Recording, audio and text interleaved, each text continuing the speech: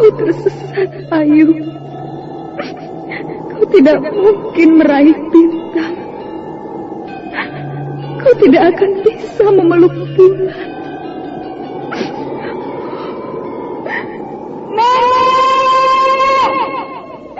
Nenek Raga Runting! Ayu! Ayu!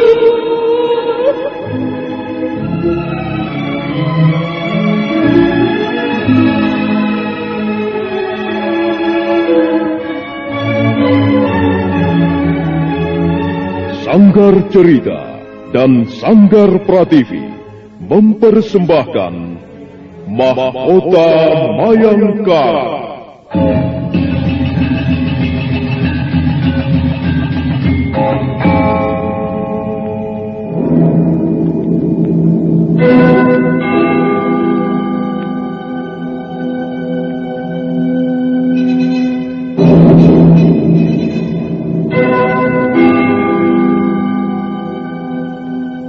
Cerita ini lanjutan dari Tutur Tinular.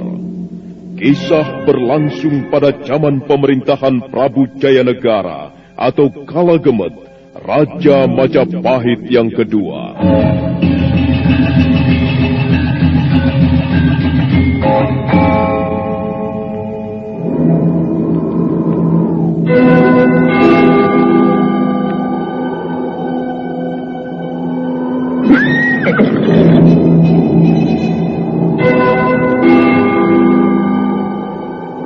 Bukan lagi Raja Majapahit. Akulah raja. Akulah yang berkuasa. Ayo, obrak-abrik desa Ganding. Angkap Jayanegara. Angkap Jayanegara.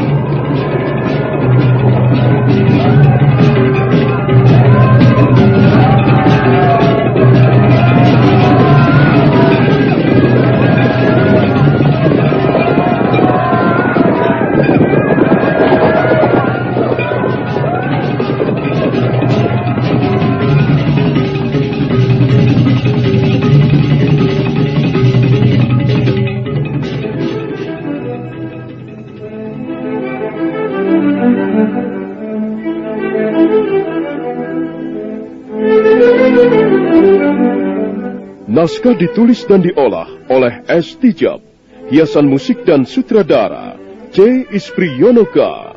Kali ini mengetengahkan episode ke-8 dengan judul Mendung Bergulung di Atas Pasuruhan 1.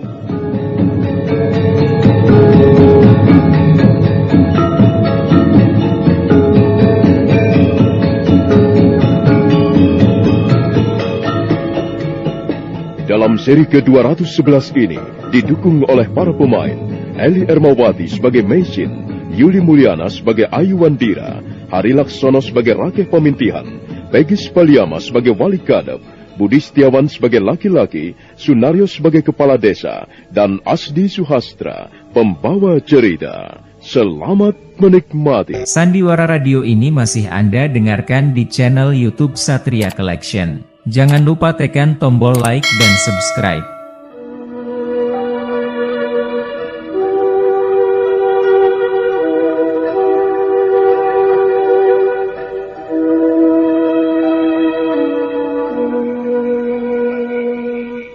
Meisin mengajak Ayu Wandira bicara di ruangan biliknya. Meisin berusaha memberikan pengertian-pengertian tentang cinta kepada putri tunggalnya. Setiap orang akan bertambah dewasa, anakku. Dan jika seorang gadis sudah menjadi dewasa, maka dia akan dihadapkan pada persoalan dasariah manusia. Mau tidak mau, harus memikirkan calon pasangan hidupnya. Itu sudah merupakan kodrat alam. Cinta adalah masalah abadi manusia. Cinta hidup di sepanjang zaman. Ribuan manusia gugur karena cinta yang tersesat. Tapi ribuan manusia hidup bahagia juga karena cinta yang tulus dan murni. Cinta yang tulus mempunyai watak yang luhur. Dia tidak ingin memiliki, tidak ingin menguasai. Cinta yang tulus membawa angin bahagia dalam hidup seseorang. Ya, memang sulit untuk menjelaskan masalah ini. Karena anak-anak muda biasanya menolak pendapat orang tua sebelum akhirnya mereka mengalami sendiri. Nah, bagaimana pendapatmu, Ayu? Saya percaya ibu seorang wanita yang berpengalaman. Ibu tentu mampu memberikan petuah-petuah yang berharga, yang pantas menjadi pegangan hidup saya. Ada 3 macam cinta. Cinta yang paling tulus, yang paling suci, hanya dimiliki Yang Maha Pencipta. Seluruh ciptaan di muka bumi ini, apa yang bisa dinikmati manusia, itu adalah karena buah cinta dari Sang Maha Pencipta. Kau bisa bernafas karena cinta Sang Pemberi hidup. Kau bisa merasakan makan enak, bisa tidur dengan nyenyak, bisa bicara dengan fasih, bisa berjalan dengan lincah, dan bisa melihat segala macam pemandangan yang indah. Manusia bisa menikmati semua itu hanya karena cinta Yang Maha Kuasa. Tapi Bu, kalau memang Sang Maha Pencipta mencintai manusia, mengapa masih ada penderitaan di muka bumi ini? Pertanyaan itu bagus sekali. Pertanyaanmu itu akan menjadi pertanyaan manusia di sepanjang zaman. Memang, jika manusia belum menemukan jawabannya, dia akan hidup dengan gelisah. Dia akan menuntut apa yang bukan menjadi haknya. Dia akan mengatakan bahwa alam tidak adil. Mengapa harus ada penderitaan di muka bumi? Jawabannya demikian, Ayu. Mungkin jawaban ibumu ini belum sempurna. Tapi setidak-tidaknya, jawaban ini bisa memberimu sedikit pandangan tentang kehidupan. Penderitaan di muka bumi ini sebenarnya tidak pernah ada kalau manusia mau percaya. Percaya apa, Bu? Percaya pada keterbatasan-keterbatasannya sebagai manusia. Percaya bahwa segala peristiwa, baik yang menyenangkan ataupun menyedihkan, yang pahit ataupun yang manis, sudah ditulis dengan baik oleh tangan-tangan Sang Maha Pencipta. Sudah ditentukan dalam kehendaknya yang luhur dan penuh kasih sayang. Karena itu, Ayu, jika seseorang mengalami kegagalan, tidak seharusnya dia meratap ataupun menangis. Sebaliknya, jika seseorang mengalami keberhasilan atau kegembiraan, tidak seharusnya dia melonjak-lonjak kegirangan seperti orang lupa daratan. Baik dalam kegagalan ataupun keberhasilan, dalam keadaan susah ataupun senang, kita harus tetap merasa bersyukur. Kita syukuri apa yang ada ini. Kita syukuri apa yang terjadi karena memang harus terjadi. Sebab di dunia ini memang ada 2 kekuatan yang terus-menerus berlaga. 2 kekuatan yang tarik-menarik, yang dalam bahasa Cina disebut yin dan yang. Ada gelap, ada terang, ada tertawa, ada tangis. Ada besar, ada kecil, ada kaya, ada miskin. Semuanya serba 2. Yin dan yang. Nah, sekarang tinggal bagaimana sikap kita menghadapi kekuatan yin dan yang. Jika kita lupa bersyukur pada saat sedang mengalami keberhasilan, maka tentu saja tangis penderitaan akan mengulur pada saat nasib kita bergeser ke bawah. Kehidupan ini seperti roda yang berputar, anakku.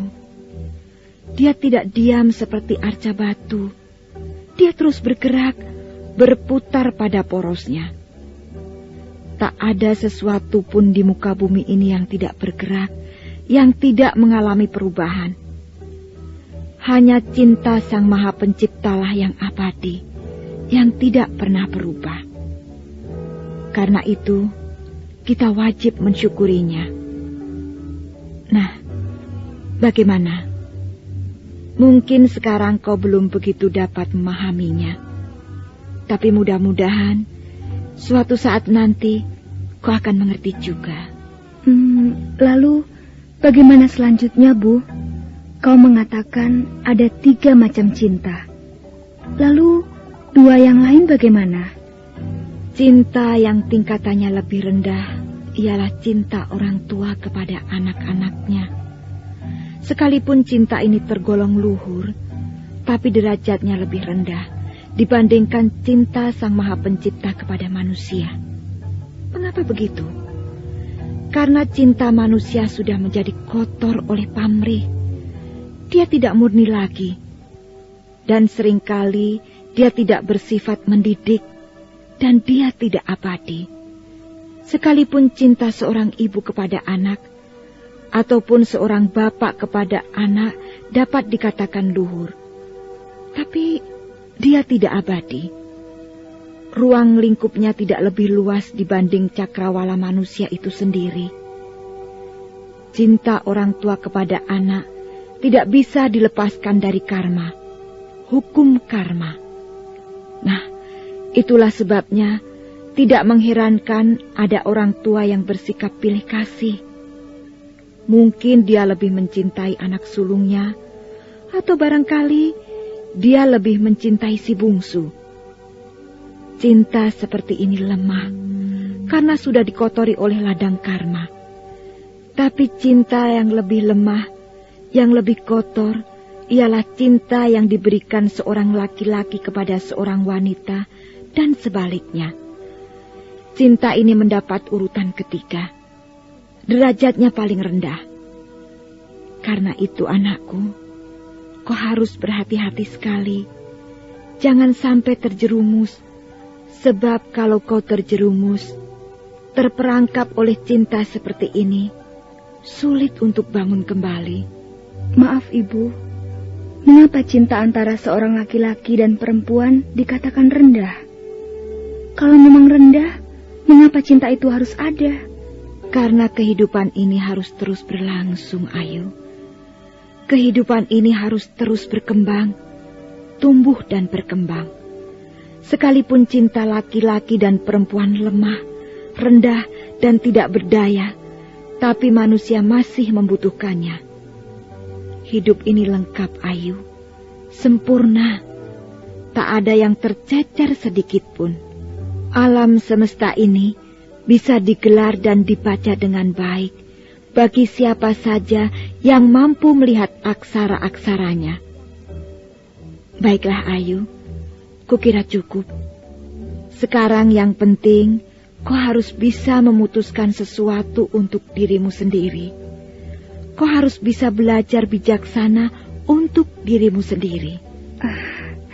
Terima kasih, Bu. Terima kasih atas nasihat-nasihat Ibu yang berharga ini. Ada apa, Bapak Rake? Ada orang dari desa Binor datang, Nyai. Dia ingin menemui Nyai. Di mana dia sekarang? Di halaman pondok. Sepertinya dia sedang sakit gawat, Nyai.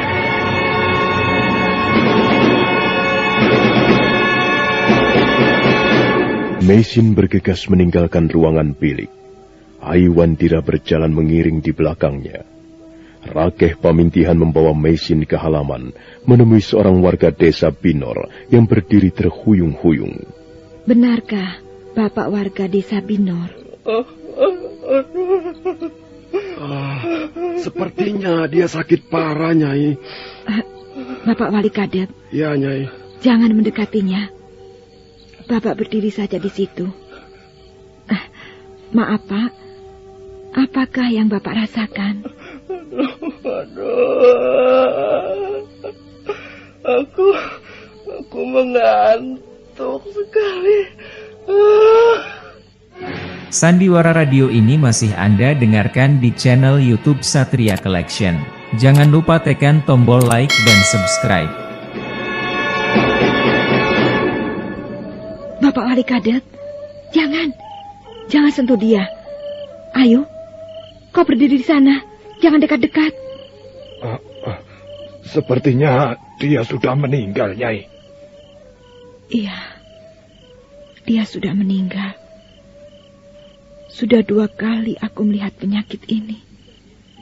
Penyakit yang membunuh orang dengan aneh sekali. Oh, sakit apa dia, Bu?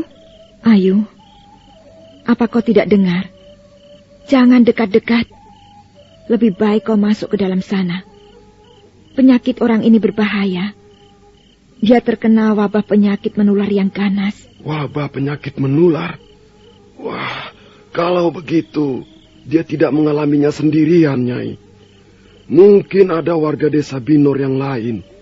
Dan mungkin jumlahnya cukup banyak menderita penyakit seperti ini, Nyai. Sudahlah, Bapak Wali Kadep. Kita tidak bisa membiarkan orang ini lama-lama. Kita harus segera menguburkannya.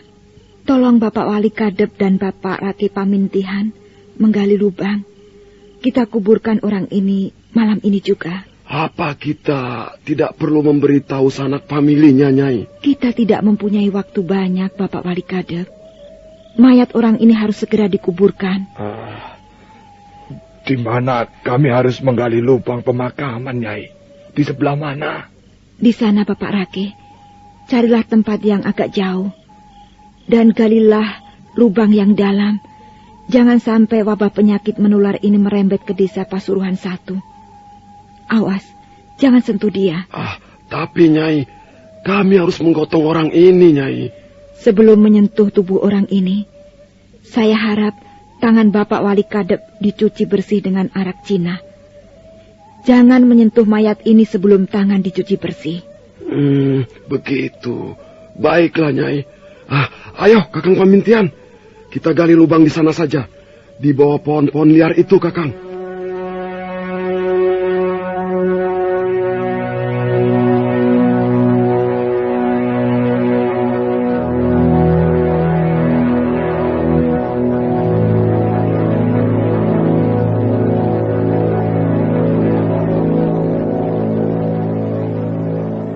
Setelah mencuci tangannya dengan arak Cina, Rakeh Pamintian dan Wali Kadep menyeret tubuh orang itu dan menguburkannya dengan baik.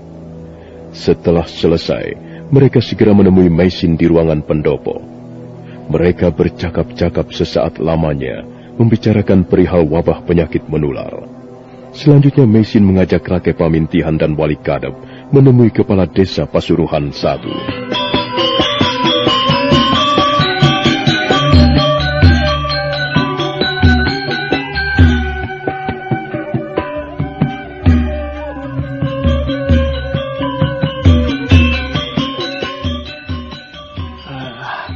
Saya sudah mendengar berita itu, Nyai.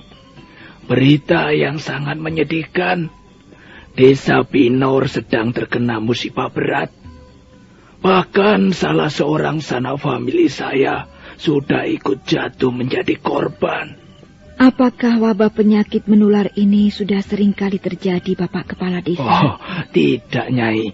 Wabah penyakit menular ini memang ada, tapi jarang sekali terjadi. Menurut kepercayaan orang-orang yang tinggal di tepi pantai Pasuruan 1, wabah penyakit seperti ini ada hubungannya dengan tingkah laku manusia itu sendiri. Apa maksudnya, Bapak Kepala Desa? Begini, Nyai. Kami percaya penuh bahwa tingkah laku manusia akan membawa kesejahteraan hidup manusia, atau sebaliknya membawa kehancuran. Almarhum orang tua saya pernah bercerita soal wabah penyakit menular seperti ini. Kejadiannya sudah lama sekali. Dan saat itu wabah ini menimpa desa Probolinggo. Kalau tidak salah, wabah penyakit menular ini disebut mageleh. Mageleh artinya kotoran atau dosa. Mungkin ada beberapa orang warga desa Binor melakukan dosa yang berat, sehingga desa itu terkena kutukan para dewa. Maaf, Nyai Paricara, ini adalah soal kepercayaan masyarakat. Iya, saya bisa mengerti, Bapak Kepala Desa. Kepercayaan itu penting artinya bagi sebuah masyarakat manusia. Sebab tanpa kepercayaan, manusia akan berjalan menuju kemana? Saya bisa mengerti. Lalu apa lagi yang Bapak ketahui tentang wabah penyakit menular ini, Bapak Kepala Desa? Ciri-cirinya misalnya, gejala-gejalanya, atau tanda-tandanya? Ciri-cirinya juga aneh, Nyai. Orang yang terkena wabah perutnya menjadi keras. Iya, saya pernah melihatnya, Bapak Kepala Desa. Perutnya memang keras sekali, dan badannya panas. Benar, Nyai. Perut keras, tubuhnya panas, buang airnya encer, dan kadangkala disertai darah serta lendir. Dan kerongkongan seperti tercekik. Nafsu makan hilang, rasanya seperti orang yang sedang mengantuk berat. Iya. Memang aneh tanda-tanda penyakit aneh ini. Baru sekarang saya mendengarnya. Maaf Bapak Kepala Desa. Apakah penyakit seperti itu masih bisa diobati? Aku sendiri tidak tahu bagaimana cara mengobatinya, Wali Kadep. Yang jelas sekarang ini Desa Binor dinyatakan desa tertutup. Tidak ada seorang pun diperbolehkan masuk ataupun keluar. Sampai saat ini sudah ada 21 orang jatuh menjadi korban. Dan mungkin korban-korban berikutnya akan segera muncul. Kasihan sekali. Mereka butuh pertolongan. Wabah penyakit ini tidak bisa dibiarkan begitu saja. Kita harus berusaha mengatasinya, Bapak Kepala Desa. Tapi bagaimana caranya, Nyai? Wabah penyakit ini sangat berbahaya. Dengan cepat dia bisa menular ke orang lain. Maklumlah, Nyai, penyakit ini timbul karena dosa-dosa manusia. Penyakit akibat kutukan para dewa. Benar, apa yang dikatakan Rakeh Pamintian, Nyai. Saya kira kita tidak bisa berbuat apa-apa. Ya, apa yang bisa kita lakukan? Maaf, Bapak Kepala Desa. Bagaimanapun juga, kita harus berusaha. Kita harus dapat membendung wabah penyakit ini. Jangan sampai merembet ke desa-desa yang lain. Iya, tapi apa yang bisa kita lakukan, Nyai Paricara? Siapa yang berani masuk ke Desa Binor sekarang ini? Kalau Bapak Kepala Desa memberikan izin, saya akan mencobanya. Wah, jangan, Nyai. Jangan. Itu berbahaya sekali, Nyai. Iya. Benar, Nyai, benar. Itu sangat berbahaya. Lebih baik kita berdoa saja agar musibah itu segera lenyap dari Desa Binor. Kita berdoa agar para dewa segera mencabut kutukannya. Saya setuju pendapat Bapak Rakeh Pamintihan. Berdoa memang penting, tapi manusia juga wajib berusaha. Berdoa dan berusaha merupakan mata rantai yang tidak bisa dipisah-pisahkan. Lalu, apa yang akan Nyai lakukan?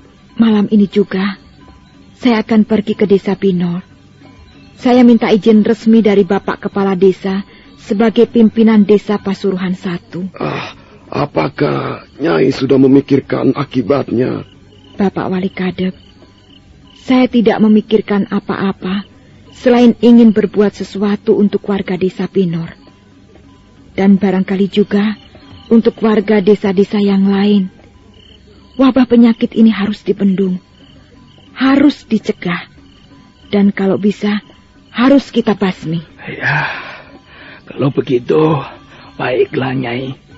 Saya akan memberikan surat izin, dan saya harap Nyai Paricara berhati-hati. Kalau Nyai membutuhkan sesuatu, Nyai bisa menyuruh Wali Kadep atau Rakeh Pamintian menemui saya. Pintu rumah saya terbuka lebar untuk mengatasi masalah ini.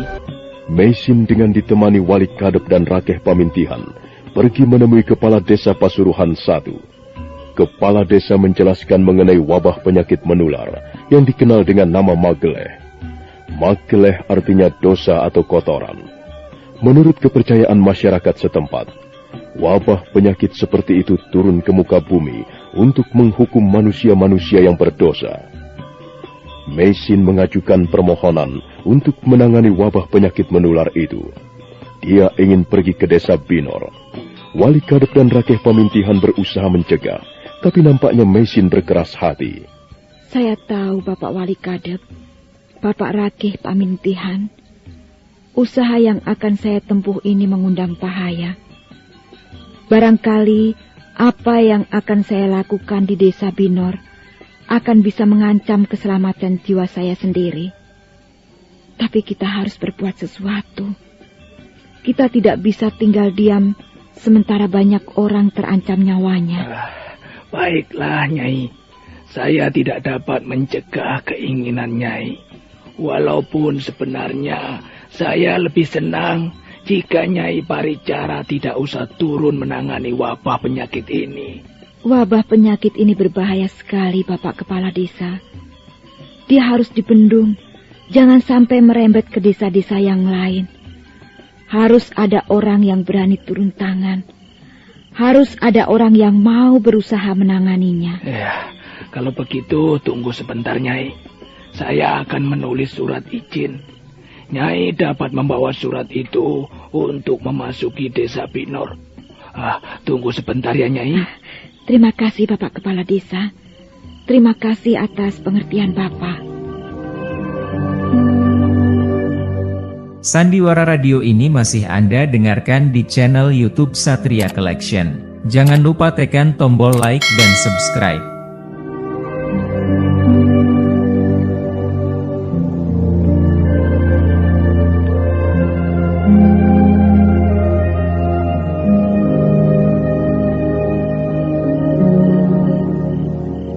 Setelah mendapat surat izin dari Kepala Desa Pasuruhan I, Meisin segera kembali ke pondoknya.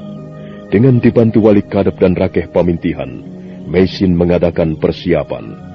Dia sibuk memilih jenis-jenis daun-daunan untuk diramu menjadi obat. Sementara Rakeh Pamintihan menyiapkan kereta di halaman. Meisin berpamitan dengan Ayu Wandira sebelum berangkat ke desa Binor. Ayu, kau jangan pergi kemana-mana. Sementara aku tidak ada di rumah, kau tidak boleh pergi kemana-mana. Ibu, apakah ibu harus pergi ke desa Binor? Aku harus berbuat sesuatu untuk menolong warga desa yang sedang menderita. Ini sudah merupakan tugasku, Ayu. Mengapa harus ibu yang menolong mereka? Kalau bukan ibu, lalu siapa? Masih banyak tabib yang lain. Masih banyak dukun-dukun yang berkemampuan tinggi. Mengapa harus ibu? Ayu, kalau kita ingin melakukan sesuatu yang kita anggap baik, kita harus berani memulai. Memang masih banyak tabib yang lain ataupun dukun yang hebat. Tapi kita tidak boleh menggantungkan diri kita pada mereka. Kita harus mulai dengan diri kita sendiri. Kalau seorang tabib mempunyai pikiran seperti apa yang baru saja kau katakan, akhirnya tidak ada seorang pun di antara mereka turun memberikan pertolongan kepada orang-orang yang sedang kesusahan. Semua saling menggantungkan, dan akhirnya masyarakat juga yang terlantar. Kita harus berani mulai dengan diri kita sendiri, Ayu. Bukan berarti kita meremehkan kemampuan orang-orang lain. Ya, tentu saja mereka juga mempunyai hak untuk menolong sesama hidupnya. Dan itu akan sangat baik. Tapi janganlah kita lalu tinggal diam hanya karena masih banyak tabib yang lain ataupun dukun yang lain. Itu sikap yang kurang bijaksana, Ayu. Masyarakat yang akan rugi. Tapi Bu, apakah Ibu tidak menyadari bahwa apa yang Ibu lakukan adalah sesuatu yang penuh bahaya? Anakku, semua pekerjaan yang baik, yang kita yakini dengan sepenuh hati, tentu saja mengandung bahayanya masing-masing. Tak ada pekerjaan yang tidak mengandung bahaya. Ada sebab, pasti ada akibat. Kadangkala kita memang terpaksa menghadapi bahaya. Tapi jika kita melarikan diri, apakah bahaya itu tidak akan datang lagi? Bahaya ada di mana-mana, Ayu. Tapi kalau kita mempunyai keyakinan, setidak-tidaknya hati kita bisa tenang dalam bekerja. Pekerjaan yang kita laksanakan dengan hati yang tenang, dengan sikap pasrah, biasanya mendatangkan hasil yang cukup menggembirakan. Nah, sudahlah Ayu, kau tidak usah khawatir. Ibu sudah biasa menangani masalah-masalah seperti ini. Ini memang bidangku, bidang seorang tabib, panggilan hidup seorang tabib. Saya khawatir, Bu.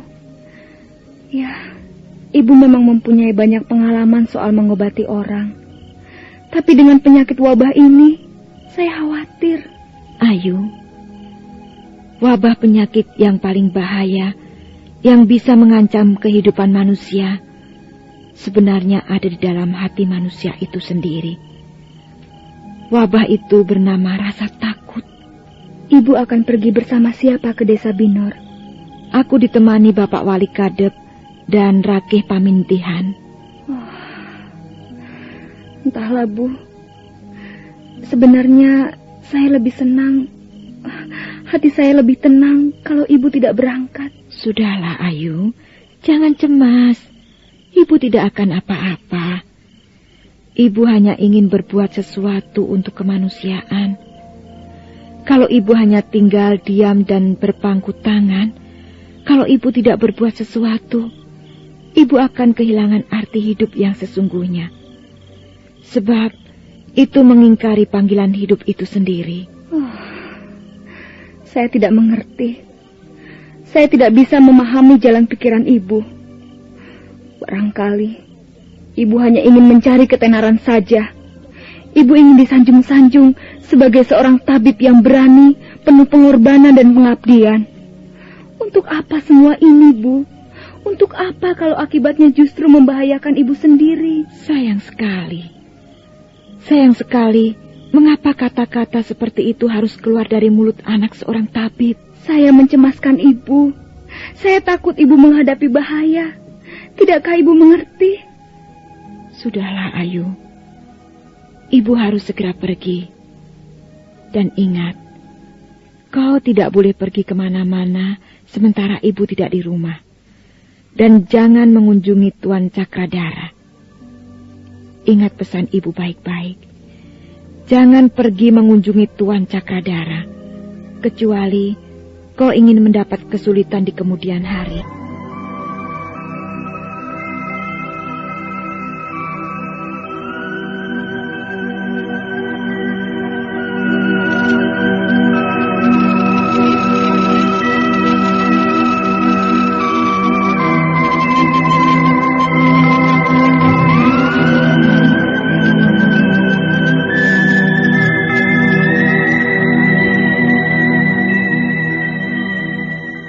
Selesai berkata, Meisin bergegas menyeberangi ruangan pendopo, kemudian naik ke atas kereta.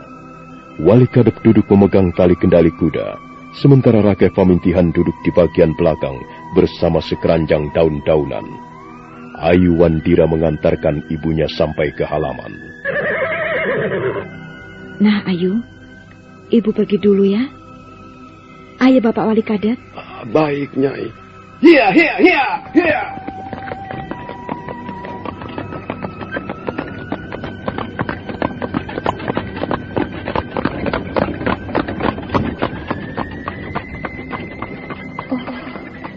Ibu, mengapa kau pergi juga? Tidakkah kau menyadari bahaya itu? Wabah penyakit menular itu sangat ganas. Apakah kau tidak merasa takut, Bu? Tidakkah hatimu merasa was-was? Ibu, kau memang seorang pemberani. Apa yang membuat hatimu tidak pernah mengenal rasa takut untuk menolong sesama hidup? Entahlah, aku tidak mengerti. Ibu memang orang yang aneh. Kadangkala, aku tidak mengerti jalan pikirannya. Apakah sikap ibuku benar? Sandiwara Radio ini masih Anda dengarkan di channel YouTube Satria Collection. Jangan lupa tekan tombol like dan subscribe.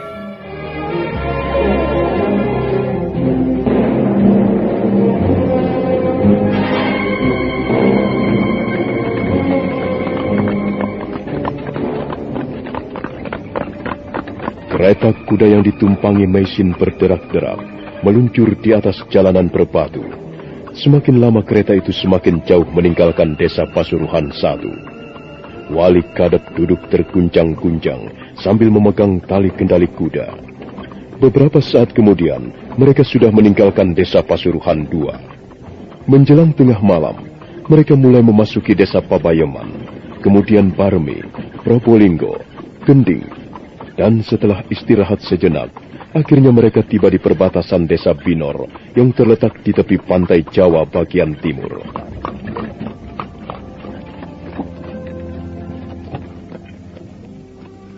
Kita sudah sampai perbatasan desa Binor, Nyai. Sepi sekali. Sepi dan menyeramkan. Nah, menurut Kepala Desa Pasuruan 1, desa ini sudah ditutup sejak kemarin. Tidak orang pun diperbolehkan masuk atau keluar. Desa ini dinyatakan sebagai desa mati. Tentu suasana di tengah-tengah desa sana jauh lebih menyeramkan.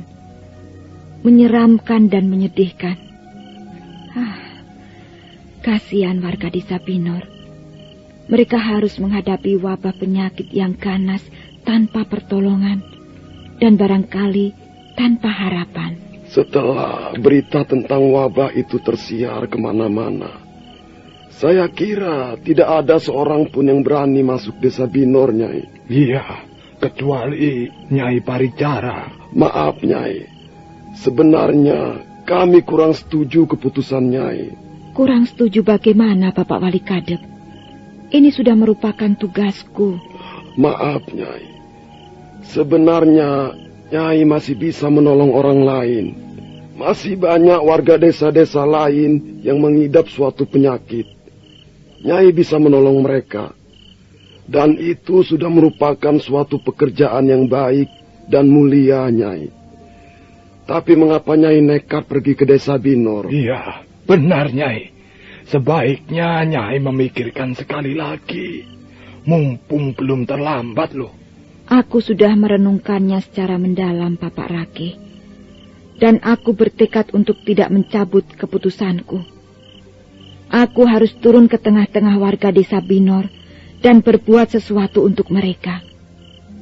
Kalau aku sampai tinggal diam, aku akan merasa sangat berdosa. Tapi, Nyai, keputusan Nyai menurut pendapat kami, keputusan yang nekat. Keputusan yang tidak masuk akal. Saya kira tidak ada seorang pun yang bisa menerima keputusan Nyai Paricara. Jangan berkata seperti itu, Bapak Wali Kadep. Saya juga mempunyai perhitungan. Saya datang ke desa Binor ini tidak dengan tangan kosong. Selain dengan semangat, saya juga mempersiapkan diri dengan baik. Lihat saja, saya membawa sekeranjang daun-daunan. Saya juga membawa obat-obatan yang sudah ditumbuk menjadi serbuk. Saya kira keputusanku ini cukup masuk akal. Maaf, Nyai.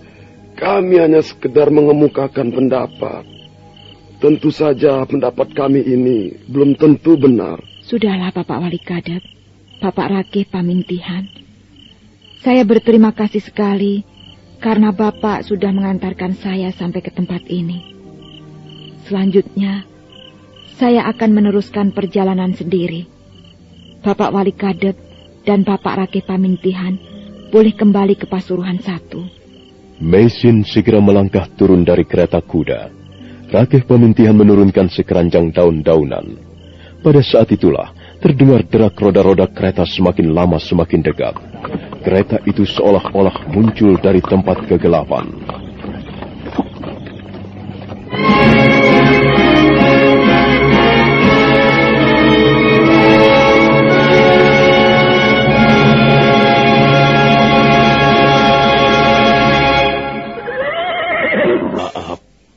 Siapa kalian ini? Ada keperluan apa kalian datang ke tempat ini? Apakah kalian tidak tahu bahwa desa Binor sedang dilanda wabah penyakit menular? Maaf, nama saya Nyai Paricara. Saya Rakeh Pamintihan dari desa Pasuruan 1.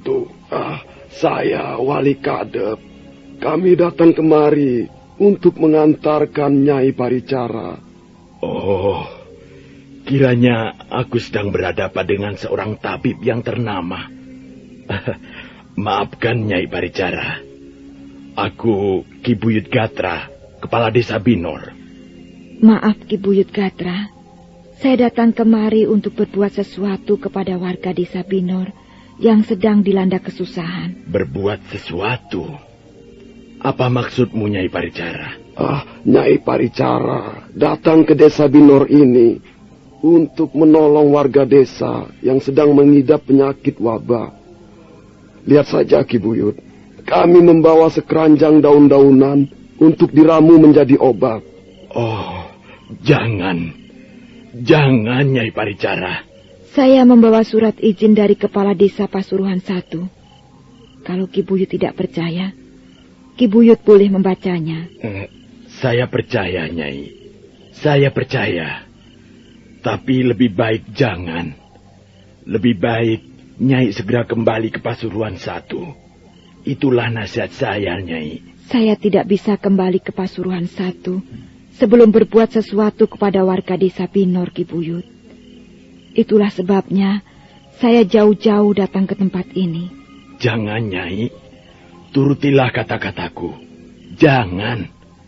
Kau belum tahu apa yang sedang terjadi di desa Binor, Nyai. Aku sendiri bersama keluargaku ingin mengungsi ke tempat lain. Kami sudah tidak tahan lagi, Nyai. Siang malam, hati kami dicekam perasaan takut. Sudahlah, Nyai.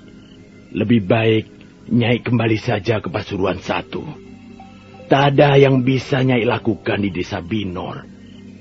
Desa Binor sudah menjadi daerah mati, Nyai. Nyai akan terkejut jika sampai melihat suasana di dalam sana. Nyai pasti tidak akan percaya. Maaf, Ki Buyut. Apakah Ki Buyut bermaksud mencegah keinginan baik saya? Kalau begitu, sayang sekali. Oh, bukan. Bukan begitu maksud saya, Nyai. Nyai Paricara, jangan salah tangkap. Saya justru bermaksud baik kepada Nyai. Saya yakin, kalau sampai Nyai berani masuk ke tengah-tengah desa, Nyai pasti akan ketularan wabah. Dan kemungkinan Nyai tidak akan bisa keluar lagi dari desa Binor dalam keadaan hidup. Percayalah, Nyai. Saya ini orang tua. Saya tidak biasa berdusta, Nyai. Saya percaya, Ki Buyut. Tapi saya sudah mengadakan persiapan dengan sebaik-baiknya. Saya tidak gentar memasuki wilayah desa Binor. Karena saya datang dengan perhitungan.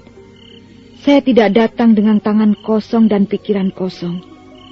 Kalau Ki Buyut sudi mempercayai saya akan senang sekali. Saya akan merasa bersyukur. Tapi saya tidak bisa membiarkan Nyai masuk ke desa Binor sekarang ini, Nyai. Nyai pasti akan celaka. Saya sudah bersiap-siap untuk menghadapi segala kemungkinan yang barangkali sangat buruk. Saya sudah siap, Ki Buyut. Percayalah, Ki Buyut tidak perlu mengkhawatirkan diri saya. Saya bisa berjaga-jaga. Tunggu sebentar, Nyai. Tunggu sebentar. Saya akan merasa berdosa kalau saya membiarkan Nyai Paricara masuk ke desa Binor. Saya sendiri tidak pernah mengerti, Nyai. Siapa yang telah berbuat dosa, sehingga kami semua harus menjadi korban. Desa Binor sekarang sudah menjadi desa yang sangat mengerikan. Orang-orang merintih perlahan. Mereka meratap. Ada yang menangisi kepergian anaknya.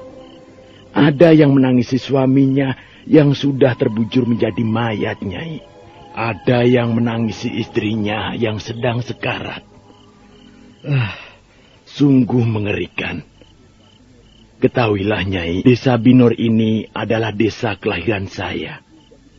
Saya lahir, tumbuh dan dibesarkan di desa ini.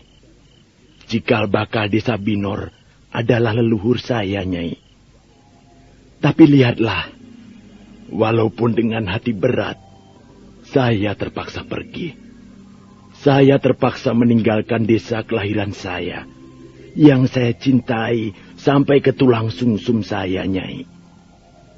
Ini karena terpaksa, Nyai. Karena saya dan keluarga saya masih ingin hidup. Akhirnya kami pergi juga. Semula saya ingin bertahan, Nyai. Tapi tidak mungkin. Tidak mungkin kami bertahan. Dan menunggu giliran untuk binasa karena wabah.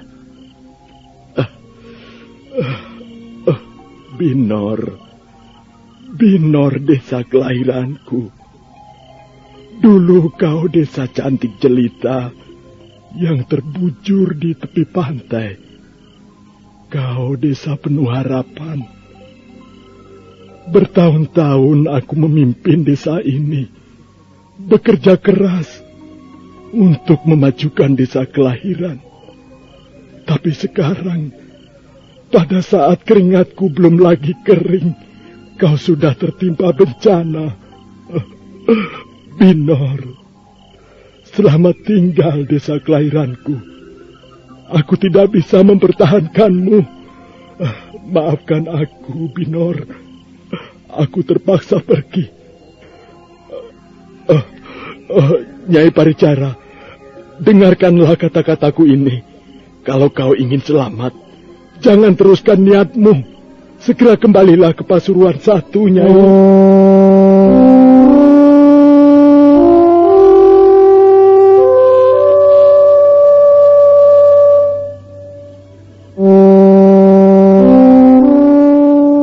Ki Buyut Gatra, kepala desa Binor itu nampak sangat sedih. Air matanya bercucuran melihat keadaan desanya yang tertimpa bencana. Dia berusaha mencegah agar Meisin jangan sampai memasuki desa Binor. Nah, saudara pendengar, bagaimanakah kisah selanjutnya? Apakah Meisin akan menuruti nasihat-nasihat Ki Buyut Gatra? Silakan menunggu seri berikutnya. Sampai jumpa.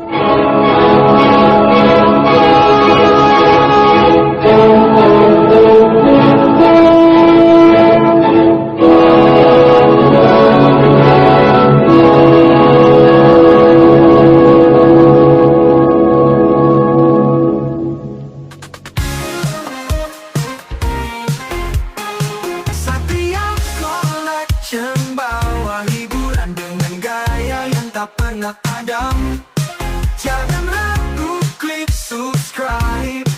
Jadikan harimu